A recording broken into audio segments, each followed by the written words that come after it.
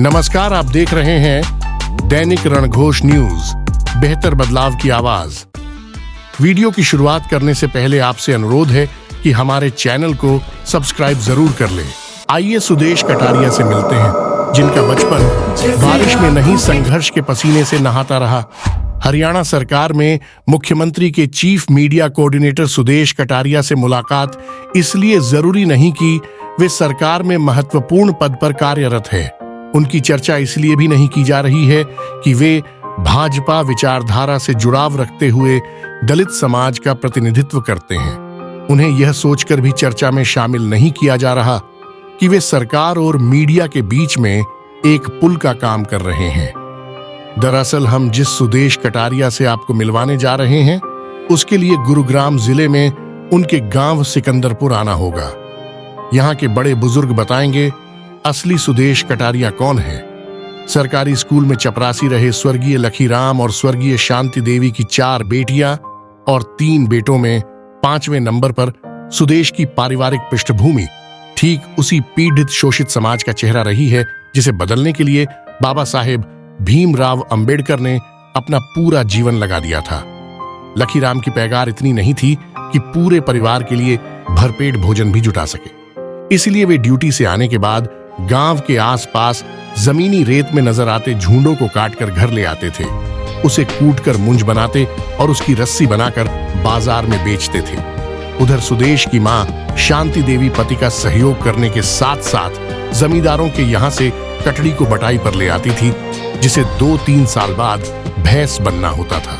जैसे ही वह दूध देना शुरू कर देती, जमींदार उसे अपने घर ले जाते और शांति देवी को इस कटड़ी के रख रखाव के नाम पर मजदूरी मिल जाती थी। इस तरह यह परिवार अनेक आर्थिक और सामाजिक चुनौतियों से लड़ता हुआ आगे बढ़ रहा था।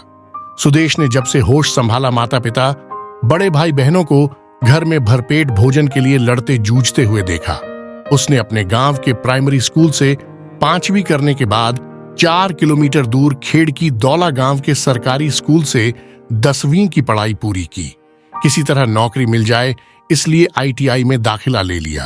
सुदेश स्कूल से पढ़ाई करने के बाद मिट्टी भराई की मजदूरी करने लग गया। इस क्षेत्र में मिट्टी का अच्छा खासा कारोबार होता था। ITI में इलेक्ट्रीशियन कोर्स में दाखिला लेने के 1 महीने बाद ही इस लड़के ने मोटर बाइंडिंग का काम सीख लिया था। हालात ने उसके बचपन को समय से पहले समझदार बना दिया था। यह कोर्स करने के बाद उसे कंपनी में बतौर ट्रेनी के तौर पर 800 रुपए महीने मिलने लगे। इसके बाद उसे कंपनी में 1800 रुपए महीने की नौकरी मिल गई। घर के हालात सुधरने लगे थे। 2009 के आसपास की बात थी। यहां से विधायक रहे राव धर्मपाल का उनके परिवार में आना जाना था। उनके वार्ड में जिला परिषद की सीट आरक्षित आ गई थी। राव धर्मपाल ऐसे चेहरे को तलाश रहे थे जो युवा और पढ़ा लिखा हो। किसी ने सुदेश का नाम सुझा दिया। इस युवा ने नौकरी छोड़कर राव धर्मपाल के कहने पर जिला परिषद का चुनाव लड़ा, लेकिन हार गए। नतीजा नौकरी भी गई और सफेद कुर्ता पहनने के बाद किसी कंपनी ने उन्हें नौकरी पर भी नहीं रखा। जीवन में फिर संघर्ष ने चारों तरफ से हमला करना शुरू कर दिया। किसी दोस्त के साथ मिलकर एक धागे बनाने वाली छोटी सी फैक्ट्री खोल ली। 2 साल तक उसे चलाया, लेकिन कामयाबी नहीं मिली। इधर उधर से कर्ज लेकर लोहा कूटने वाली मशीन लगा ली, लेकिन घाटा होता चला गया और उसे बेच दी। हालात फिर तेजी से बिगड़ते जा रहे थे। लोन लेकर एक बार फिर लोहा काटने वाली मशीन को लगाया और जिंदगी पटरी पर लौटनी शुरू हो गई। एक दिन उनकी मुलाकात क्षेत्र के DSP से हुई। उस समय SIZ का मामला चल रहा था। उनकी सलाह पर पटौदी से पहले जमालपुर में किसी के सहयोग से छोटा सा होटल खोल लिया। 3 साल तक उसे चलाया।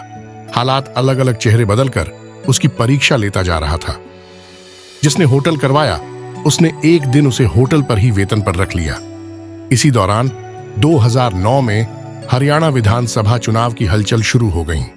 सुदेश ने सोहना चुनाव में राजनीति को करीब से जानना शुरू कर दिया। चुनाव के बाद लोकल चैनल उसे राजनीति एक्सपर्ट के तौर पर डिबेट में बुलाने लगे। एक दिन भाजपा के प्रदेश अध्यक्ष सुभाष बराला ने उसकी डिबेट सुनी और घर बुलाकर पार्टी में प्रदेश प्रवक्ता की जिम्मेदारी सौंप दी। उस समय मुख्यमंत्री मनोहर लाल प्रदेश के प्रवक्ताओं की डिबेट को बड़ी बारीकी से देख रहे थे और लगातार उनसे संवाद कर मीटिंग भी कर रहे थे।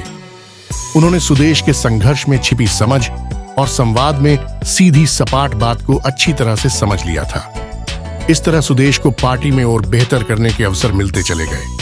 पिछले 8.5 साल तक इस युवा ने मुख्यमंत्री मनोहर लाल के साथ बिना किसी पद के काम किया। 9 अक्टूबर 2023 को मुख्यमंत्री मनोहर लाल ने लोहे की तरह संघर्ष में तप चुके सुदेश को सरकार में मीडिया के सबसे महत्वपूर्ण पद चीफ मीडिया कोऑर्डिनेटर की जिम्मेदारी से नवाजकर सुदेश को सुदेश कटारिया के नाम से हरियाणा में एक नई पहचान दिला दी। आज इस शख्स के नाम की गूंज सिस्टम में रहकर पीड़ित शोषित वर्ग के लोगों को न्याय दिलाने के तौर पर बन चुकी है। सुदेश कटारिया की कार्यप्रणाली को करीब से देखने वालों का मानना है कि यह शख्स राजनीति और अफसरशाही के बीच एक ऐसी भूमिका में खड़ा है जहां उसे दोनों तरफ से बने अविश्वास, असंतोष से बने हालातों के बीच जहर पीकर अमृत बांटना होता है। उसकी वर्क स्टाइल से जहां कुछ अधिकारियों का मानसिक संतुलन इधर उधर रहता है, वही काम करने के तौर तरीकों में स्पष्टता और सीधी सपाट बात से बेहतर सोच रखने वाले अफसर और भाजपा के समर्पित कार्यकर्ता सुदेश कटारिया को समझ पीठ थपथपा रहे हैं।